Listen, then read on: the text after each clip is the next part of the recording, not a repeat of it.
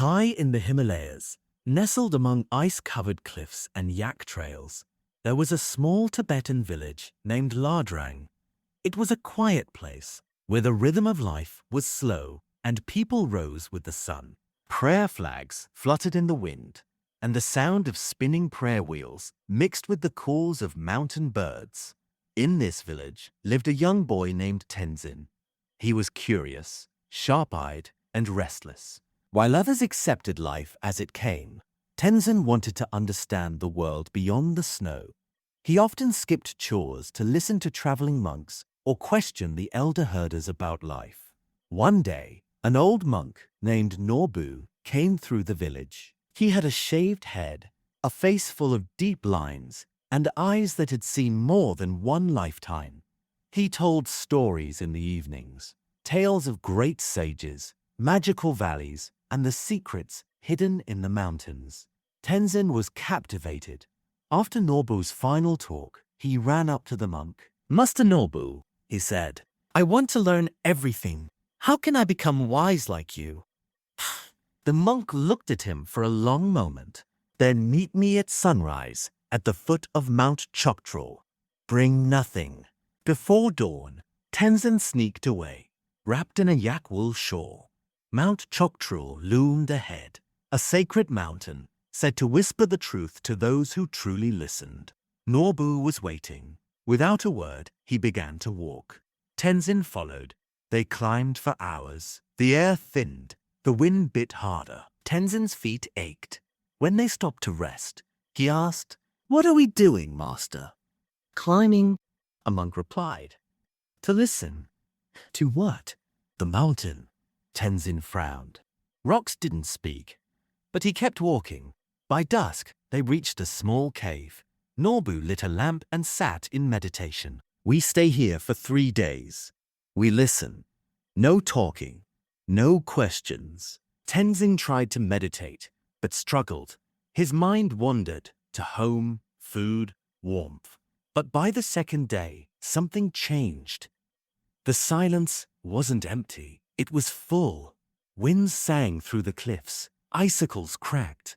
His own breath had a rhythm. By the third day, he felt as if the mountain was speaking, not in words, but in presence. On the fourth morning, Norbu broke the silence. "What did you hear, Tenzin?" The boy paused. "Nothing, but everything. I think I heard myself, my thoughts, my fears, even the things I hide." The monk nodded. "Good. Most never listen that long. They fill the silence before it teaches them." They walked back down. Back in Lahadrang, Norbu was invited to stay, but he declined. He gave Tenzin a wooden bead from his mala, prayer beads. "You are not ready to be a monk," he said, "but you are ready to begin the journey. Listen more, speak less. The truth is quieter than the world." Years passed. Tenzin worked in the fields, helped his parents, but kept the bead close. He faced hardships. A landslide took their crops. His father fell ill. In all this, Tenzin remembered Norbu's silence. When people panicked, he stayed calm. When anger flared, he waited before replying. Villages began seeking his advice. He spoke little, but wisely, not because he knew more, but because he listened better. When war threatened the region, Tenzin helped resolve disputes. He reminded the elders that no one wins when brothers fight. His words carried weight, not because they were loud, but because they came from thought. Decades later, a traveler arrived in Lahadrang. It was Norbu, now frail and bent. He had heard of a wise man in the village, a former boy who had listened to a mountain. Tenzin, now in his 50s, welcomed him. "You taught me to listen," he said. "And you learned to speak with purpose," Norbu replied. They spent days together, mostly in silence. On the final evening, Norbu said, "I never told you the secret of Mount Choktrul." "There is no secret. The mountain doesn't whisper. You do.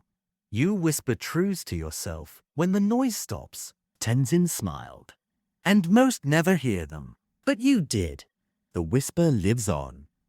After Norbu passed away, Tenzin began teaching local children, not in a temple, but on long walks. He took them to the hills, to sit in silence, to feel the wind, and listen to the land. One of the children once asked, "What should we listen for?" Tenzin replied, "For the thing inside you that doesn't speak until you stop everything else." The bead still hung from his neck, not as a symbol of faith, but as a reminder that sometimes truth lives not in noise, but in quiet, not in answers, but in questions. Thank you for watching The Monk and the Whispering Mountain. If this story touched you, let us know in the comments. What did you hear when you stopped everything else? If you'd like more stories like this, from Tibet, the Himalayas, or beyond, tell us what you'd love to explore next. Don't forget to like this video, subscribe for more timeless tales, and share this with someone who needs a little silence in their life today. See you in the next story.